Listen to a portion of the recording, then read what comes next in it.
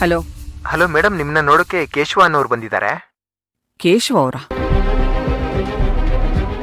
ಸರಿ, ಕಳಿಸು. Okay madam.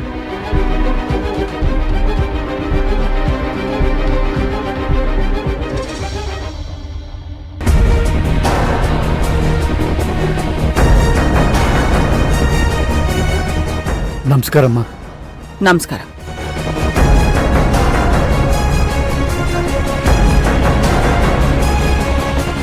ಕೂತ್ಕೊಳ್ಳಿ.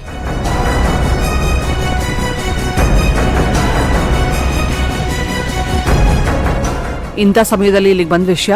ಭವಾನಿ ಹತ್ರ ಏನೋ ಬೇಜಾರು ಮಾಡ್ಕೊಂಡು ಮಾತಾಡಿದ್ರಂತೆ, ಅದ್ರ ಬಗ್ಗೆನೇ ಮಾತಾಡೋಣ ಅಂತ ಬಂದೆ.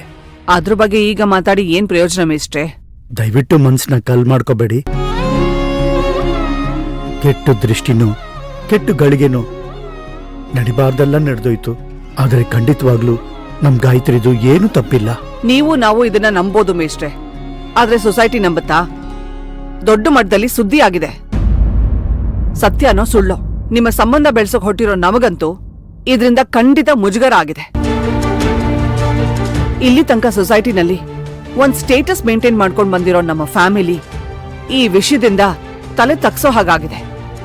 ನೀವೇ ಹೇಳಿ, ನಾವ್ ತಲೆ ಎತ್ಕೊಂಡು ಹೇಗೆ ಓಡಾಡೋದು? ನೀವೇ ಹೀಗೆ ಹೇಳ್ಬಿಟ್ರೆ ಅದು ಸತ್ಯ ಅಂತ ಆಗ್ಬಿಡುತ್ತೆ ತಾಯಿ.